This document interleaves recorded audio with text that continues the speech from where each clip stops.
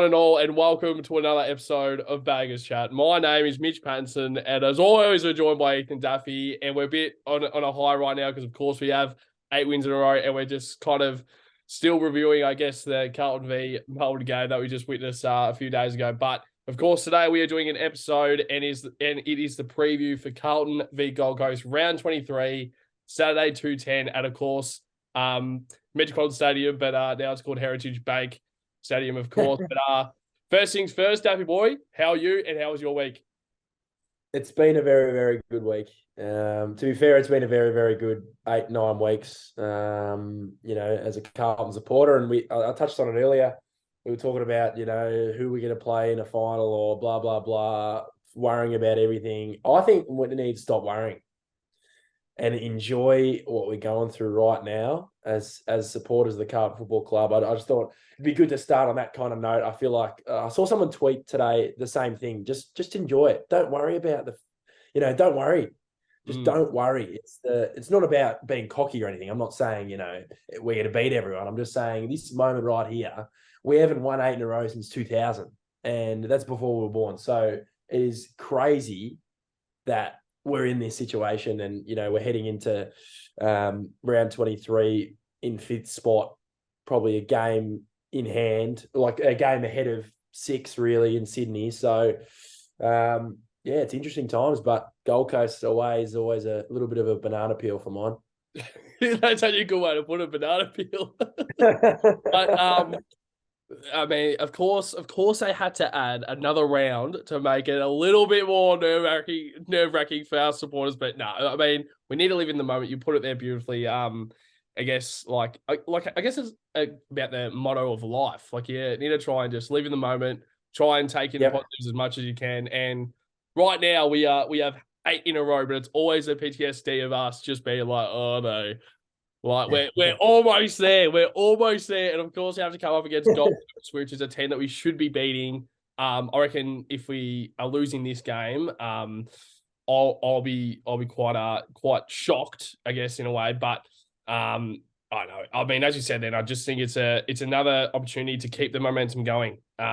It's a big opportunity for the players, once again, to well and truly make that final spot, but also to lock in the home elimination final, because that's a big thing as well. Because if we speak about danger teams outside of the top 4, we're probably one of those teams that everyone's looking at.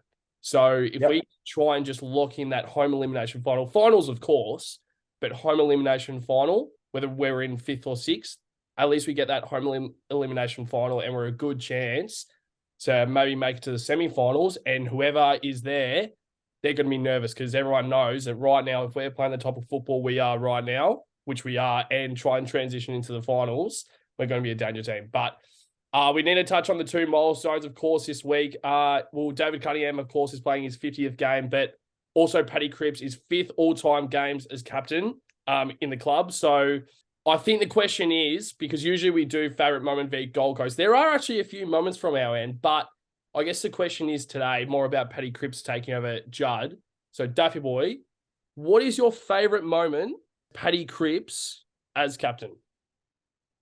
There's a few, obviously negatives as well. Not personally, but him as captain, we've not particularly been fantastic and successful. But like our last probably 100 captains that we've had, we've barely won a game. But no, with Cripper, his moments always come in games where he's the standout, I feel. And I feel like this year he's been underrated just due to the team success rather than him. Like on the weekend, he had 30 and no one, like people were talking about him, of course. Like we were talking about him and his performance, and, there was still a lot of praise, but it wasn't like he got us over the line, like on his own. Obviously he helped, but it's a team effort now. But for me, I think the best moment was last year, round 1, I think.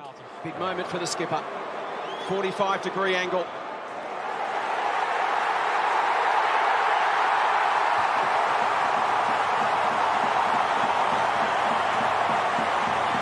Patrick Cripps kicks his 3rd.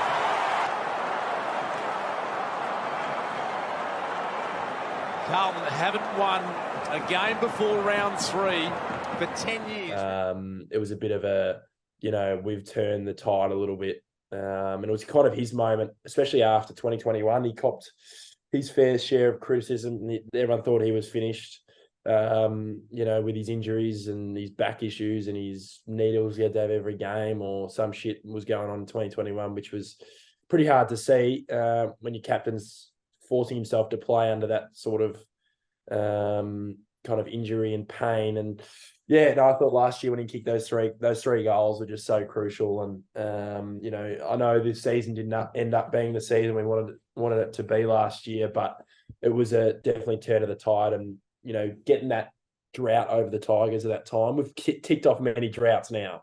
That's what good teams start to do when they've gone from rebuild to good.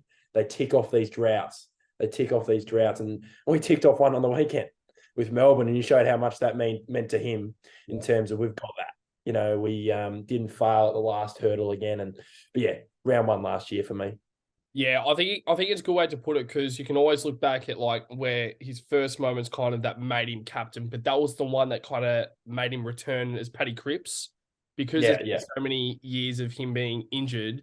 Everyone, like as you just said, I think everyone was saying, oh, this guy's done. This guy shouldn't be leading the club. This guy isn't the guy that's going to lead the club forward. Everyone thought he was going to leave to West Coast or Fremantle midway through 2021, and he signed the contract. And there's so many moments, especially as him as captain. Like I know even as a young star, he was he was one of those guys that you knew how good he would be as a leader if he got that opportunity. But the one moment, and I reckon I say it every single time, whether it's to do with Paddy Cripps or whether it's to do with Collingwood, but my favourite moment is the goal that he kicked against Collingwood. Langdon, here comes Cunningham, busts a move, Cripps, this is a big moment, hold your breath, breathe! What a goal from Patrick Cripps! 2019, when it was Hutto, this is a big moment, hold your breath.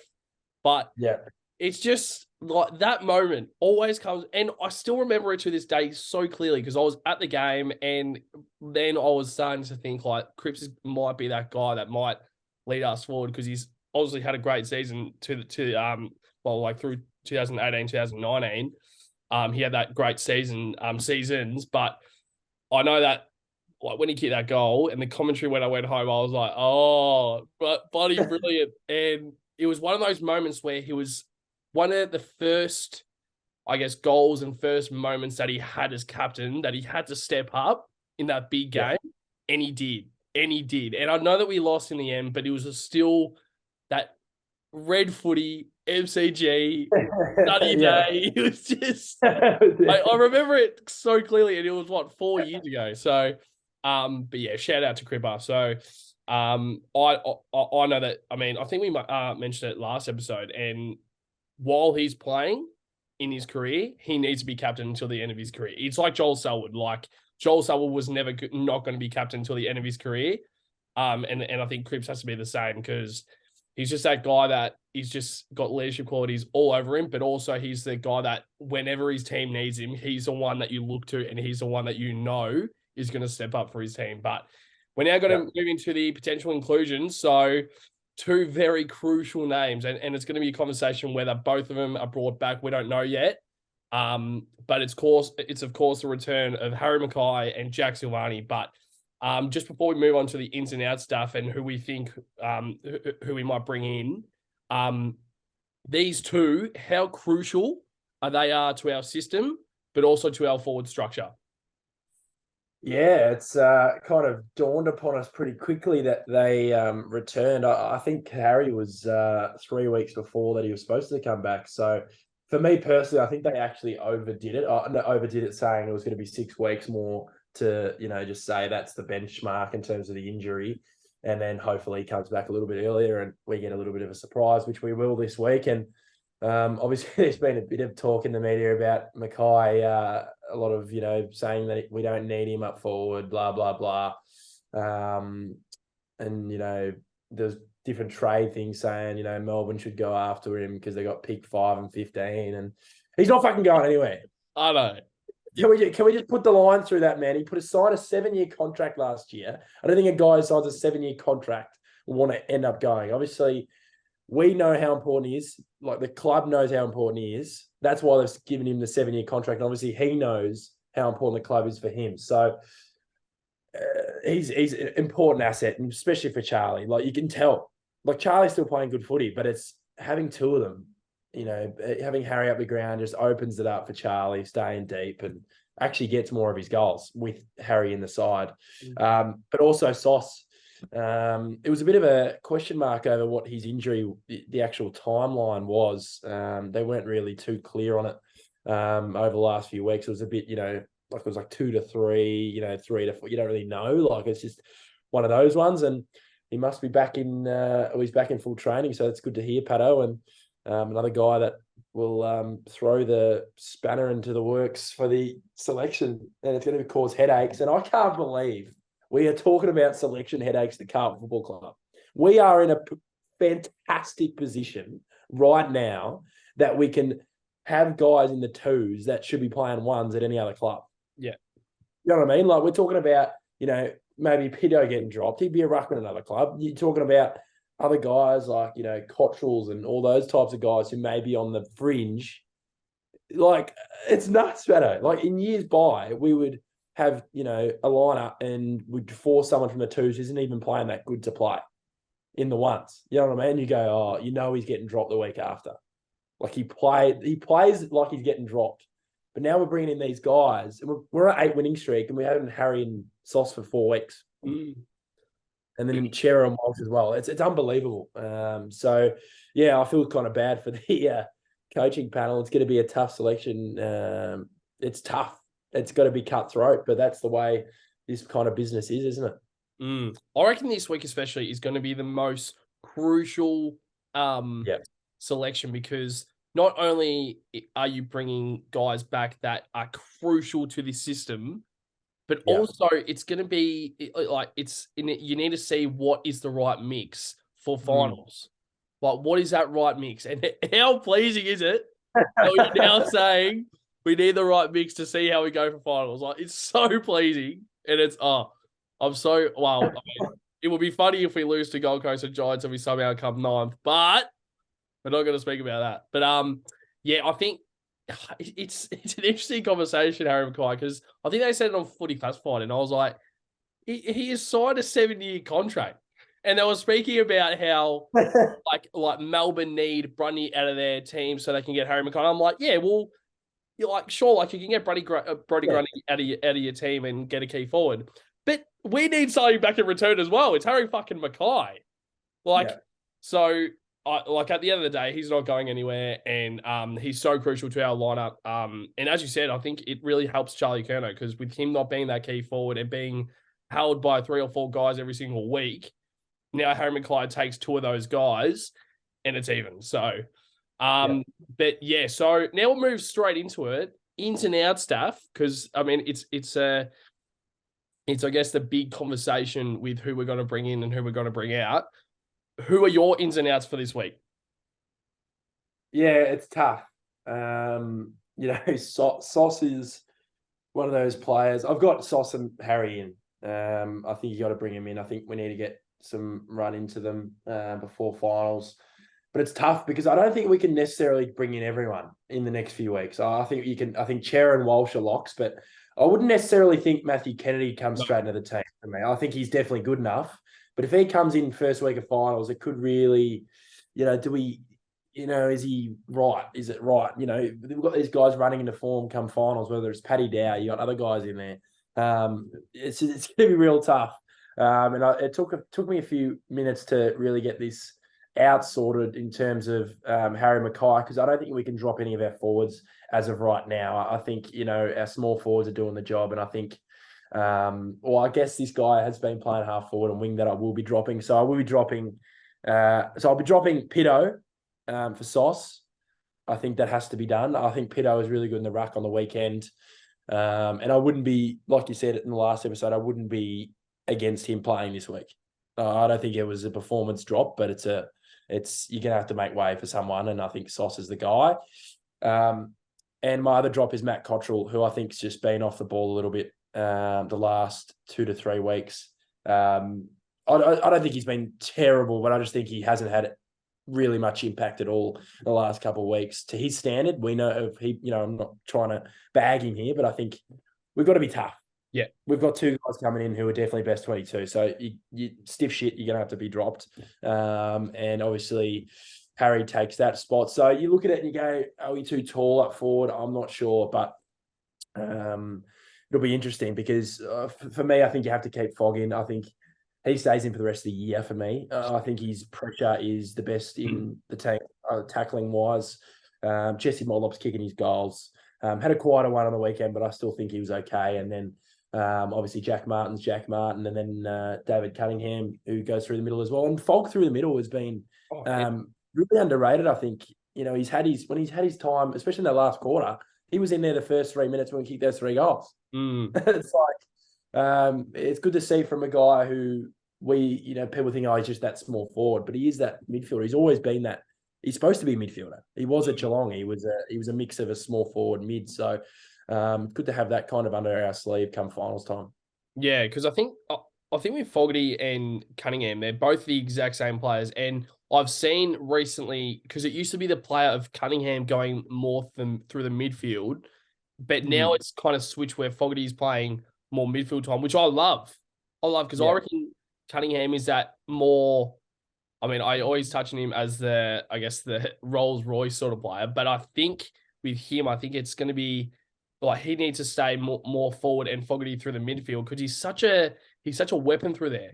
And I think as you said, I think the 3 goals that we got in the first in the last quarter, they were all like Fogg was through that midfield mix that whole time, and it's key. But I mean, I'll say this once again. I feel like we say this every single week. Our ins and outs, we never touch on. We never speak about our ins and outs, and we never actually tell each other who our ins and outs are. But my ins are Harry Mackay and Jack Silvani, but my outs are Mark Pitnet and Matt Cottrell. And they are right there.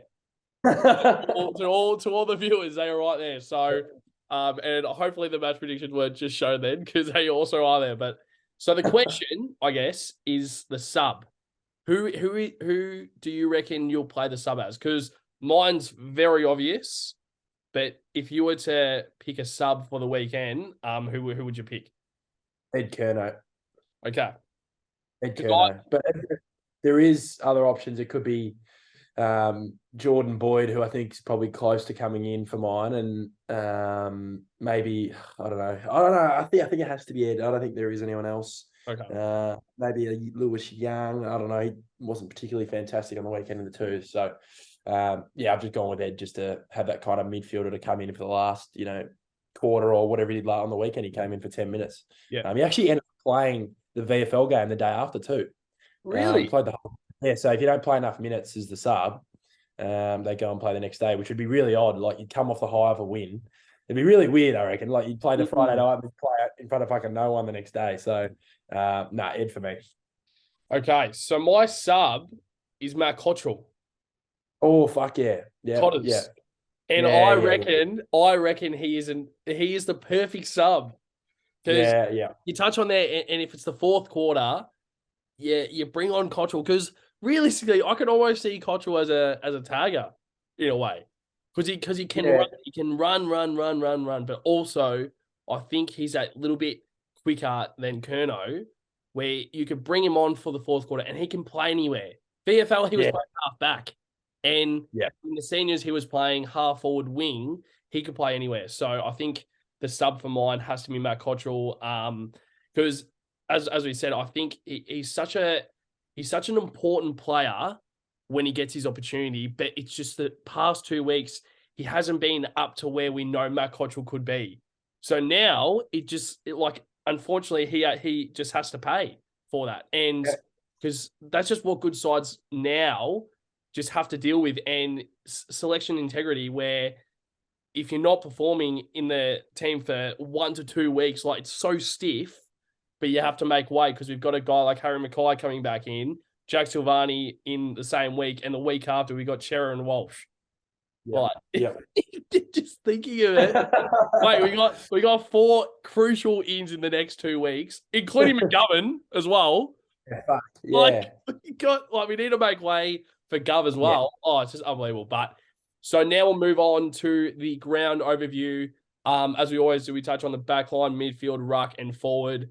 And as we always do, we got to touch on the back line first. So we're going Brody Kemp as the key matchup up against Jack Lukosius, which is a bit of an interesting matchup. I know that Lukosius has been in absolutely fantastic form the past few weeks for Gold Coast. I think he's still quite underrated. I don't know if Gold Coast know where they want to play him. I know that he's playing wing. I know that he's playing forward.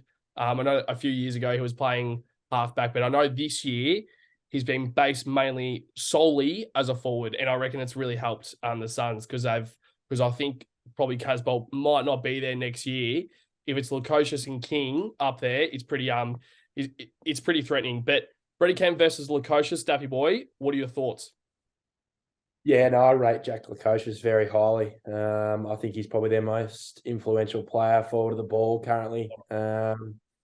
He's an interesting one because, like you said, he can kind of play any position. But for me, I think he has to play up forward for them. I think he kicks too many goals up there, and he has that talent, doesn't he? He has that raw kind of talent that can be frustrating at times when he has quiet ones because you just know what he can do, and then he just might not be working hard enough in certain games. But yeah, another test for Kemp, who I thought was good again on the weekend. Does his thing, took a ripping mark over Melksham, sat on his shoulders and took a grab, and that kind of shows what he's about, and his confidence is starting to grow week by week, which is really, really good. And I was just looking at it now in terms of Gold Coast forwards. Ben King is a test this week to play, so that'll be an interesting one because we had a similar situation a couple of weeks ago with his twin brother who came back from an injury through a test, which sometimes I don't mind when they come back a little bit. They come in from an injury. I just don't know. There's something about it, especially big fellas. They tend to take a couple of weeks to warm up, but that'll be an interesting watch. But they have no one else coming back in from injury. Obviously, they've still got Will Powell, Lockie Weller, Nick Holman, all them guys are currently out for the rest of the season. So, their forward line, obviously, they've got former Blue in Levi Casbolt up there, who's just signed a new contract, a 1-year contract. So he's going to be there for his third year. Oh, is it? Okay. To extend his contract. His stay, obviously, they've got Sam Day, who's been there since day dot. Not sure how he's still on their list, but he finds a way to plug away up forward. But we versed these guys 9 weeks ago, and we haven't lost since. So, they're always one of those teams up there. Like I said, a little bit of a banana peel, but good teams don't slip on banana peels. Yep. I love that. I love that cliche. That's it's absolutely fantastic, very cliche. But I didn't know about Levi signing on, and that means heading into next year will be 34, and that's quite. You don't really see many key forwards nowadays go around when they're 34, but I guess credit to him because he must be enjoying his time up on the Gold Coast. But to touch on another former Blue, Nick Holman, he's actually having a quite a good season. But also to touch on Sam Day, he had his 50th game last week. So he's obviously he's been a workhorse his whole career. So credit to him. But yeah, it's going to be a test to see how they kind of deal with Ben King coming back. If he does come back, I know that they probably need him. I think if he's ready to go, he's an absolute lock to play. But also, I think Day would probably be the guy they'll drop. But I think, I don't know, because whether King maybe comes back in, maybe Day kind of stays in the forward line and Lukosius plays as that wing. I don't know. But I think Lukosius just has to be that key forward, as you said, because he's such a asset and he's such a weapon down there. But now we'll move on to the midfield clash, of course. And I think this is the one that they're going to be an absolute lock. I was kind of going through their names, and I just think that this is the one that's probably the most anticipated, I guess. And it's Paddy Cripps versus Tuke Miller. Now, Tuke Miller in recent years, the reason why he's become probably one of the best midfielders in the game is due to him actually playing as that, I guess, free midfielder in the past few years and really showing his skills. But the past few weeks since he's come back in from injury, he's been a tagger, but he's also been playing a little bit more as a midfield. So he's he's gone to Lachie Neale, he's gone to probably the star players. I know Sydney, I think he went to Luke Parker or Callum Mills last week. So with Tuke Miller, do you see him going straight to Paddy Cripps? Because it's obviously worked for the Suns the past few weeks because he's limited Lachie Neale. I know, but I think Neale still had a solid game when he played against Miller. But do you reckon if Miller does tag, does he go straight to Paddy Cripps, or maybe even a George Hewitt, someone else in there? How do you see this key matchup playing out? Yeah, it's always a funny topic when you talk about tags. Obviously, last week he did tag Errol Goulden out of the game. Goulden only ended up with, I think he had like under 5 at half time. I think he moved though. I think he moved. Yeah, so at half time. Wow. So 5 at half time, and then they've changed it up for some reason, the Suns, and he's ended up with 9, and they end up losing by 4 goals. So I think if you have a tag, you got to stick with the tag. In my opinion, I don't think you need to shy away. If it's working, you got to just stick with it. But Cripps. For me, I think Cripps is a very tough player to tag. Oh yeah, I still think he's probably the top 2 or top 3 best midfielders in the competition, in my opinion, in terms of the different type of midfielder he is. You know, you can't you got to beat him in the air. You've got to beat him on the ground. You've got to beat him toughness-wise, and obviously Took's an absolute star of the competition, so I don't really see the need for him to be tagging, but if they feel the need to tag Cripps, well, then there's an opportunity for, George Hewitt and Paddy Dow to open up and, hit the ball running. And, Paddy Dow, man, we talk about, finals coming up. If he has another good performance, over 20 touches, why the fuck would he get dropped? No. It's tough. It's tough, but you go Chera and Walsh coming in, and he's probably predominantly getting the Chera minutes, in my opinion, currently. But if he's playing fucking well enough, and we're winning games, I don't see why not. So, yeah, they got a good midfielder. I think Noah Anderson's a very good player, and I think Rao's an interesting one for me. I think he's a beast, but he just tends to not get as much of the footy as we think he would. I think he had like 6 to 7 weeks with 20 touches or less. So it's going to be an interesting one there. But Pato, mate, if we can beat the fucking Melbourne mids, I'm pretty sure we can beat the Gold Coast. we don't want to downgrade, I guess, the Gold Coast midfield, but it's just funny the way that you kind of say, be like, we don't want to lose to the Gold Coast midfield. But to touch on Matty Rowell, he actually got 25 touches last week. So there's been a bit of talk about Rowell, and like, I know that we're kind of one of those guys that he just doesn't get enough of the footy. And like, usually, like, you kind of think he gets more of the football, and he's like, God, he's been pretty impactful today. But you see the stats sheets, and he's had 16 or 17. So for him to get 25 touches last week, I think was crucial. But yeah, also to touch on their midfield, I think Rowell, Anderson, they're all in there. But another guy that's come through the past 5-6 weeks for Gold Coast is Sam Flanders. Like, he's been one of those guys that's a big risk. I think if he starts to get going, because I reckon he's quite good, and I actually rate him quite highly. But of course, last week he kicked a goal and he had 23 touches as well. So I think he's a little bit of a risk, but I don't think it's going to be a massive thing. But I think that's why Tuke Miller is tagging a little bit more, just because Sam Flanders is obviously playing such great football. You got Rowell, Flanders, and Anderson through the midfield as that genuine midfielders, and then Miller is that more of a tagger. That's what I've seen. But yeah, I think it's a big test. But once again, I mean, I think if we beat Melbourne's midfield last week, Daffy boy, I think we can easily beat the Gold Coast Suns midfield this week. But okay, so yeah, of course, we'll now move on to the ruck combination, which is, of course, the big matchup. This is the one that we kind of expect to happen, which is Tom De Koning versus Jared Witts. Witts is still one of those ruckmen that I still think is very underrated. But this matchup, Daffy boy, I know that there might be a Levi Casbolt as that second ruck, and whether we bringing Jack Silvani as that second ruck to go up against Witts and Casbolt, or we just stick with Mark Pittonet. How do you see this matchup playing out with TDK and Witts, but also Casbolt as a second ruck? Yeah, no, I agree. I think Witts is definitely one of the premier ruckmen in the competition. I think he gets his lack of credit just due to being in a side that's out of Victoria. Tends to happen with a lot of players outside of Victoria. They tend to, I imagine Errol Goulden's one of them as well. That we touched on earlier. He'd be a Brownlow favourite if he wasn't in Sydney. So in terms of the media always talk about Victorian players. But yeah, Witts is really good.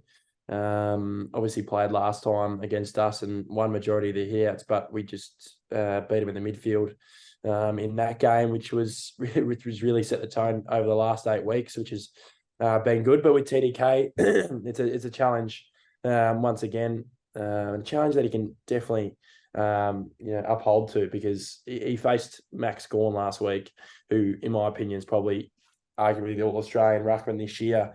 And his form in the last 6 to 7 weeks has been top notch. And, like that last play of the game with that last pack, that was TDK punching the ball. He came across and knew that he had that one last ditched effort. And for me, I think the mentality is there for him to really become one of the best ruckmen in the competition. And he wants to be a Blue for life, in my opinion. He signed a 2-year deal, but I think that's just to kind of shush the critics for a bit and shush the media for a bit in terms of contract negotiations. But yeah, I think he can get the job done against Witts. He doesn't have to beat him.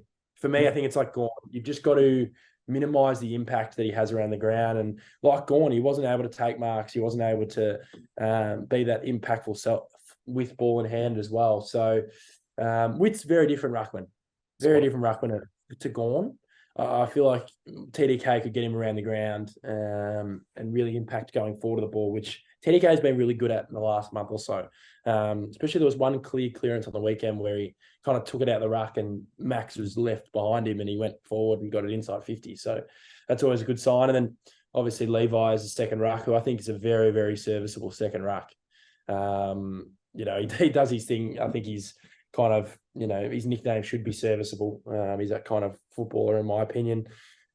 It'd probably be Sauce as that second ruck, who, in terms of our selections, but if it's Pitto as well, Pitto or TDK, I think they'll get the job done and, hopefully get some good looks for our midfielders. Yeah, well, it's a great way to put it with Levi. Like, he's obviously had a great AFL career, and I think it's a great way to put it. And he's just serviceable, and I think he would accept that as well. And I think Gold Coast have obviously given him the opportunity after we delisted him. And I think he's actually been really good for Gold Coast since he's moved over there. So, but yeah, I think he's a big asset as that second ruck, and of course Jared Witts, of course he's captain as well. But I think he's that one player that, as soon as he gets going, I think everyone kind of comes with him. He's very much like a captain, like a Paddy Cripps. So I think if he starts to get going, it's big. It might be a big worry, but I think with Witts, he's very much similar to a Mark Pittonet. Like, he doesn't move around the ground as well, I don't think, but I still think he has solid enough, agility around the ground to get enough. But so I think with TDK, I think it's a big thing with him. Like, the big thing with TDK is not trying to, necessarily beat Witts, as you said, but I think it's just down to trying to limit the goal code, because in general, I think the contested ball and the clearance ball from Gold Coast is a big thing for them, and it's mainly off Jared Witts and tapped down to Duke Miller, who of course is the co-captain as well to Jared Witts. So but I think it's a big, I don't know. I don't think we should be worried at all, because we have 110% seen the great football from our end, and we should 100% be confident. But it's just a big thing where Gold Coast over there, they're a solid side. They're, of course, kind of playing with, freedom, of course, with their interim coach. So I think it's a big thing. But now we'll move on to the forward line, and of course, hopefully this does happen. But we'll just touch on a few forwards, of course. But The key matchup, of course, is Harry Mackay versus Sam Collins. And I think Collins is still one of those guys who, once again, probably a good way to put it, is serviceable. And I think he's still quite underrated in the competition. But hopefully, if Harry Mackay does return, I think Sam Collins will go straight to Harry Mackay and Charlie Ballard will go to Charlie Curnow. But out of this, I guess, key forward matchup, Daffy Boy, but of course, other forwards down there against their, I guess, medium-sized defenders. How do you think this matchup will play out? Yeah, it's an interesting defence, the Gold Coast. I was talking about it the other day with someone, and I just thought, I think they're a little bit undersized. I think in terms of height, they just don't have a key back. I guess Sam Collins he's not massive though, is he? He's not tall. He's respectable height for a key defender, but yeah, it's going to be interesting with him and Harry. I'd imagine Harry will play on the weekend, hopefully. I'd imagine he will. But yeah, it's like we played him last time. I just felt like we really got on top of their defenders.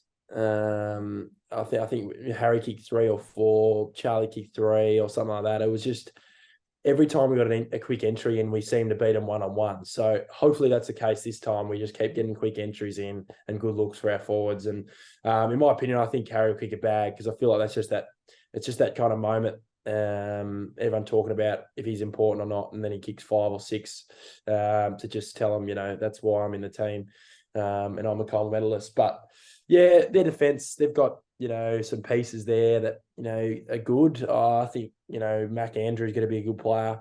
I think he's really grown this year. He's a different type of defender. He's a tall lad and kind of that more intercept type. Charlie Ballard, like you said, he's solid. He can be a bit, like mentally, sometimes he can zone out a bit. Like that time when the ball rolled in and he kicked it off the ground in round 14 in the goal square, which was one of the most ridiculous goals I've ever seen at AFL level. It shouldn't be happening, but they've got other guys, rolling through there, Rory Atkins and McPherson's, and even Anderson's been off the halfback a little bit the last couple of weeks. So it's really, with our forward, the strengths we have as a forward line. You got Harry, Charlie, obviously Jack Martin's a crucial player this weekend. I think he can really open it up, and hopefully Jesse and Matty Owens can hit the scoreboard as well, Pato. Yeah, well, I think to touch on Jack Martin, of course, he's coming up against his former side, so I think it's a big opportunity for him to, of course, I guess, keep going with the form that he's had the past few weeks. And of course, last week he didn't hit the scoreboard as much and he didn't have the impact, I guess, we kind of know of Jack Martin that he usually does. But on the other hand, I think his impact where he does the selfless stuff where he does the tackles and it necessarily isn't like a stat, but it's still quite impactful and it really does help with our forward line. But would you just want to very quickly touch on that stat there, Duffy Boy? Yeah, so shout out to all the Blues Brothers, podcast, the Almost Blues Brothers, they had a stat that I just saw it on Instagram that they released about Jack Martin, and 50% of his touches he's had since he's come back have led to goals. Insane. That's unbelievable. So obviously I'd imagine it'd be score involvements, goal assists, and obviously his own goals. That's crazy. He has 2 touches and one of them will lead to a goal. That's just crazy stuff, and shows, like what you said, his impact doesn't matter. It doesn't have to be kicking 5 every week. His impact is a lot of the time in handball chains or goal chains. So against his former side, why not kick a couple at the Heritage Bank? Heritage Bank. Oh boy. Well, hopefully we're not laughing about it after the review because hopefully we can get the winner. We can even talk shit about the Heritage Bank. But of course, we'll now move on to our last segment of the episode, of course, and we always finish with the match prediction. So, Daffy Boy, I need your best on ground, your point of difference, and your winner plus margin against the Gold Coast Suns. Best on ground, Harry Mackay. He will be best on ground at Heritage Bank. He will be kicking a couple of snaps from the boundary in with the sun beaming down on him on the Saturday afternoon. Just to help us get to that home final spot, I think, personally, which is weird to say once again. Point of difference, it's always a toss-up, isn't it? I'm just looking through a few names. It's always a last-minute kind of thing for me. Whatever pops into my head, I'll just go bang, and I just feel like he's going to be the man. And I think the man this week is going to be David Cunningham. We know what he brings, but I feel like this is a type of game. He dominated against them last time in his first game back in a year and a half or whatever it was. I feel like this is the type of game at Metricon where we sometimes lack that class to really finish off a Gold Coast team over there. And obviously we lost there last year. So I think Cunner's going to provide that class and kick a couple of snags. And winner plus margin for me, I've got Carlton. Heritage Bank is their fortress. You know that, Pato. But no,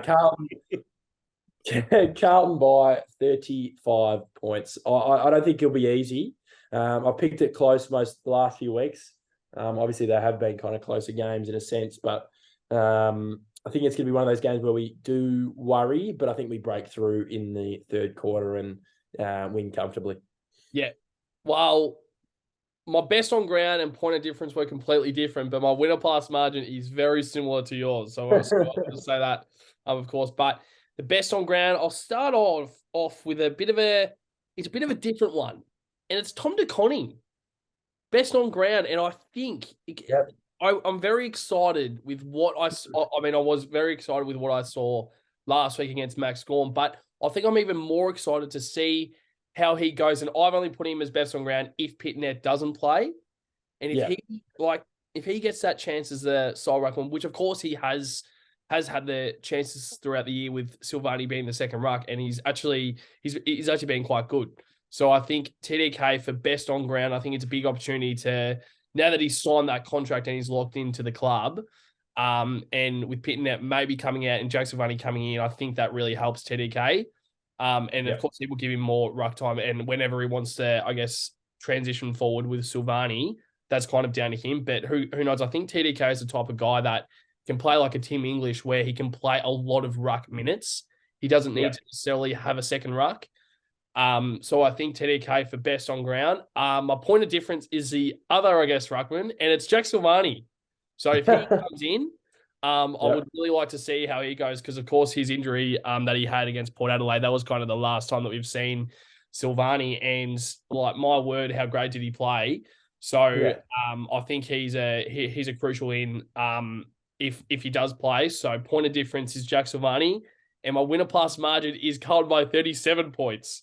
Wow. So I think it's the same kind of I guess conversation and opinions like you said earlier, that it's not going to be a close game. I was actually thinking a little bit less than that, maybe like 25 or 20, because I just think Gold Coast is going to show up a bit of a fight, because now we're kind of classified as I don't want to say good side, but I think I will say a good side. We are a good side, and I don't want to jinx us. And I reckon if Gold Coast, like, they're playing against us, and it's probably one of I think it's their last game at Gold Coast, but I believe, I don't know for sure, but I think it's their last game in front of their home fans. So they probably want to show a bit of a fight this week. But I think it's a big chance, but I think we're still going to be too classy for them. So Carlton by 37 points against Gold Coast Suns is my match predictions. But Daffy Boy, before we wrap up the episode, is there anything else you want to touch on before I guess we come to an end? Yeah, it's a really good position to be in. That we've got to win these next two, in my opinion. I think we've got to be pushing to get this home final, but it's good to be in a position where we're not riding every ball for the next 2 weeks. Maybe if results don't go away, maybe next week we do ride the results. But I think we've just got to get the job done this week and focus on the Giants on the Sunday and get some troops back over the next couple of weeks. And hopefully, I'd imagine we would be getting a home final. Hopefully if we can keep this run going. And but yeah, once again, live in the moment, enjoy this moment, strut around the streets, strut into school, strut into work, whatever you're doing on a day-to-day basis, because they know we're coming. We're the most informed team in the competition, whether they like it or not. And watch out, Heritage Bank. Yeah, well said. Oh, we'll look out for Heritage Bank, mate. It's going to be absolutely rocking when Carlton win. But maybe we should change Marvel Stadium to Great Southern Bank, Daffy Boy. Who knows? Southern Bank, yeah. But so of course, I mean, well said. It's a big game. It's a game where we have the chance now to well and truly. We don't have to worry about any other results if we win this game. If we win this game, we are 110% playing finals this year. I don't know if it's an absolute lock if we win this game. If we get a home final, it's still a very good chance if we win this game. It's still a good chance now if we lose both games. But I think if we win this week, it's a big chance that we'll get the home elimination final. But of course, we will be locked in for finals football. But of course, coming into round 24 v Giants, that will be a big game because who knows, Giants might be needing to win, and we might need to win to have that home elimination final. But once again, it's an absolute pleasure being in this kind of position right now with you, Daffy Boy, where we are finally seeing some great football. And hopefully, I think we will definitely, but I think we'll be around again in September to do some finals content for What's in Our Lives. So, but I think it's good. But to all the viewers and subscribers and the listeners out there, make sure to like and subscribe on all the platforms you see us on. We are trying to release a preview and review every single week. But also next year, there's a lot of plans going around with our Baggers Chat. So make sure to try and tune in. And of course, next year it's a big year for us at Baggers Chat, but hopefully also the Carlton Football Club as a whole. But as we said, make sure to like, comment, subscribe on all the platforms you see us on. To you, Daffy Boy, and to all the Blue Baggers out there, up the Baggers! Come on.